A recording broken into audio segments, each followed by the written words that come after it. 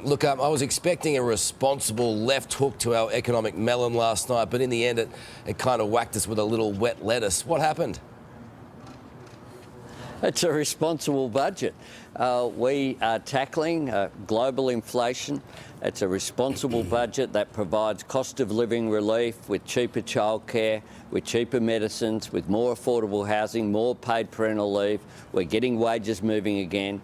We're making sure that the investment goes in areas like infrastructure and an improved national broadband network without putting pressure on inflation. These are difficult times, but it's a responsible budget. It's the right thing to do to reduce the deficit. We've taken all of the revenue gains, 99% of them in the first 2 years go straight back into the budget to pay off or begin to pay off the enormous mountain of debt, almost $1 trillion that we inherited from the former government with not much to show for it. You've said there are hard days to come. You've prepared that for us. The Treasurer has said that repeatedly over the last few weeks, that we need to have a conversation. But you kind of squibbed anything tough. You just kicked that old can down the road. We've got $22 billion of savings in the budget, Karl. $22 billion of savings is a substantial start, but that putting 99% of the revenue gains back into paying off debt is a good thing for us to do and a tough thing for us to do. We know that people are doing it tough out there, but had we had a cash splash, that would have just added to inflation and would have been counterproductive. So we made those difficult decisions in the national interest whilst fulfilling all of our commitments that we made at the election, Karl. I want to restore faith in our political system. So that's as difficult as the decisions are going to be made with any kind of Labor budget? Well, this was a budget that was right for the times. It was right for now. We'll have another budget in May.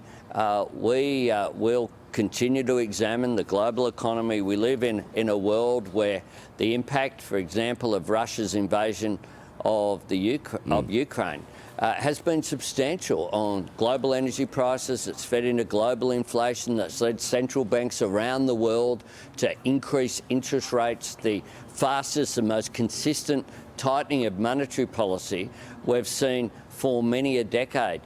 These are the challenges that we're dealing with, but we're dealing with them responsibly, building resilience in our economy, which is what we need to do, whilst fulfilling the substantial commitments that we made during the election campaign. I get all that, but at some point you're going to have to muscle up and do it, and there are serious calls that are going to have to be made very soon about the nation's economy. What is the plan? Well, the plan is what we outlined last night, Karl, which is for building resilience in the economy, making sure that we have programs like the National Reconstruction Fund to build new industries, to help transform existing ones, to provide that support, the additional investments that we have in faster broadband, in infrastructure, the support that we have for skills, Karl. We have $1 billion plan on skills and TAFE and training in partnership with state and territory governments. That's about creating opportunities for our younger Australians as well as retraining people. Our cheaper childcare policy is about making sure that we lift women's workforce participation, that we boost productivity, that we boost the population. The 3 Ps of economic growth are all covered by our cheaper childcare plan that works hand in hand with our increased support that's coming for paid parental leave as well to help working families out there. Will you increase taxes? Well, we have no plans beyond what we announced last night, Karl.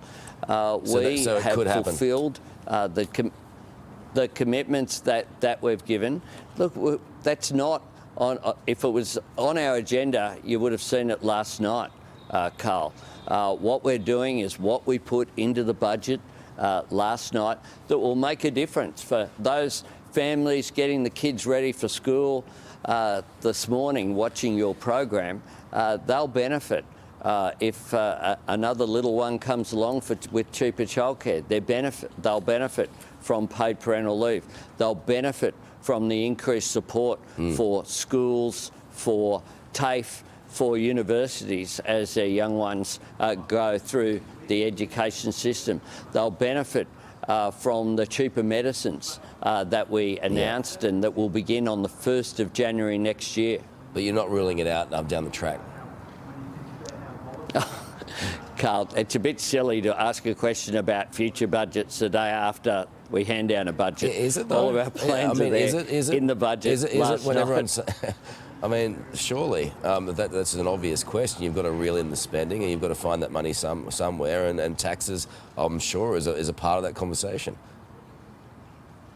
Well, we had our tax agenda announced last night, which was our multinational tax plans. They're the changes that we went to the election on. We're a government that's fulfilling the promises that we put to the Australian people that they voted for in May. Okay, just one quick one before we go.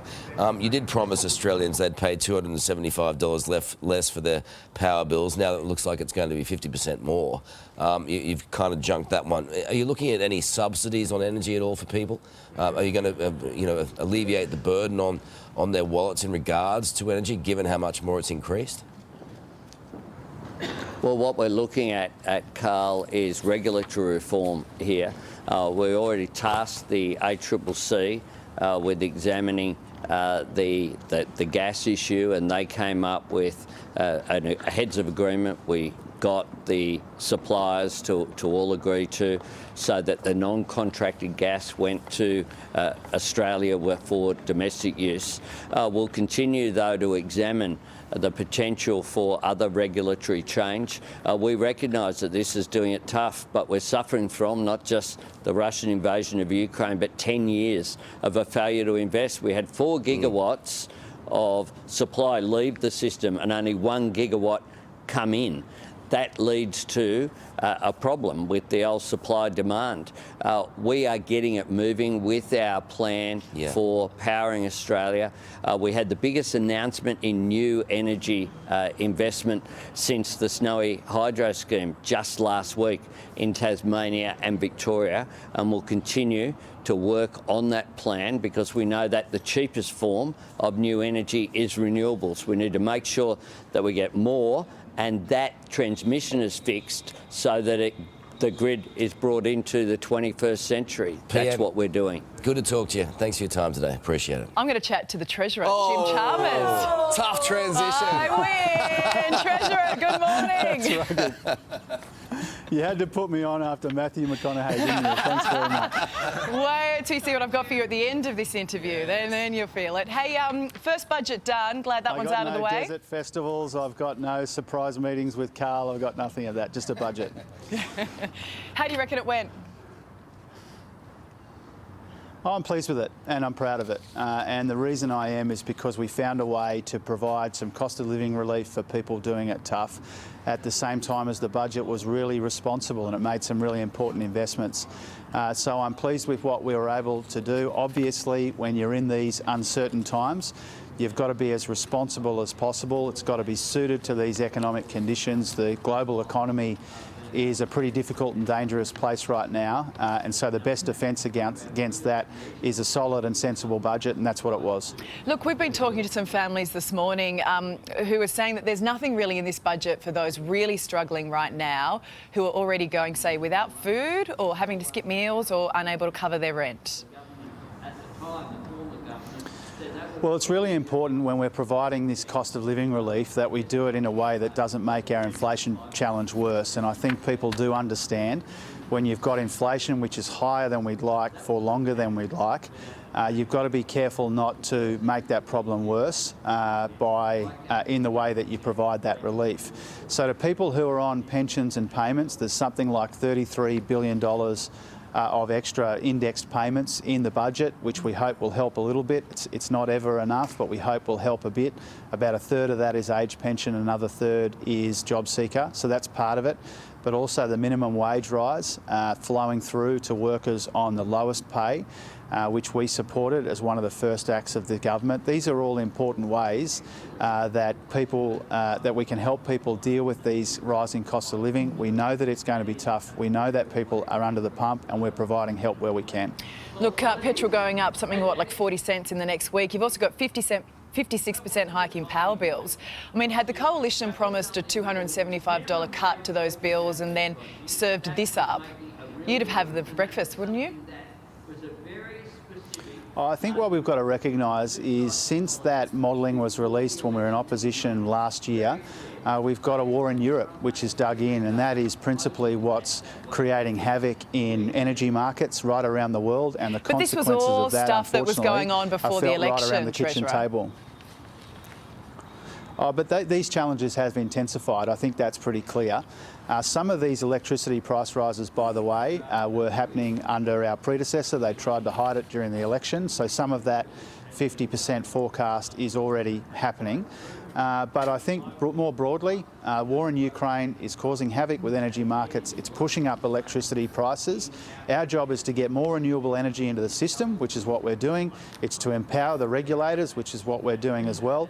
There might be other things that we can do in electricity markets to make things a little bit easier for people, and we'll explore all of those options. Hey, Treasurer, I can hear the PM beside you. You want to tell him to pipe down? Just yell it out. Yeah. Do you?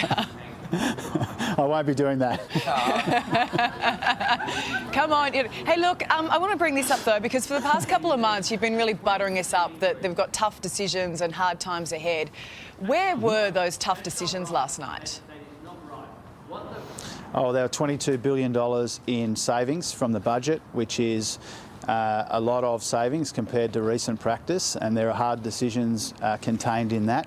At the same time as we showed I sort of disagree there, restraint. just on that note before you move on, because, I mean, that came from soaring commodity prices and more people working. That's not exactly a tough decision.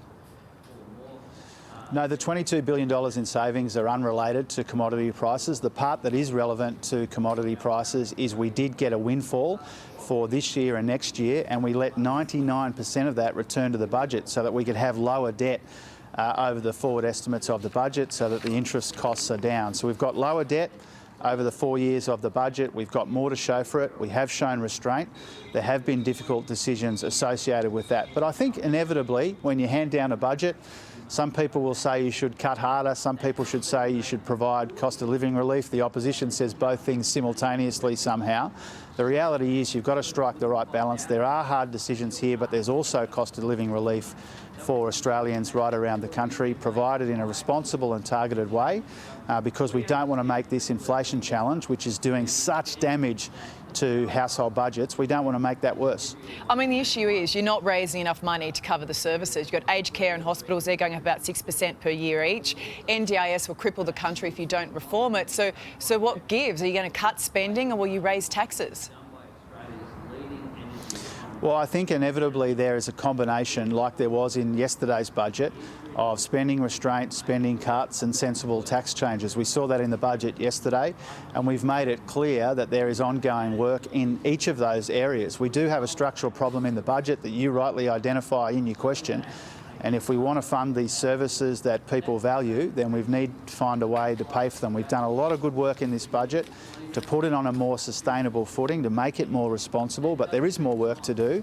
The fastest growing area of spending in the budget is actually the interest that we pay on the $1 trillion of debt that we inherited. That's the fastest growing, but the NDIS and some of these other areas are growing quickly as well, and so we need to find ways to make that more sustainable. Are you willing to make those tough decisions for the May budget next year?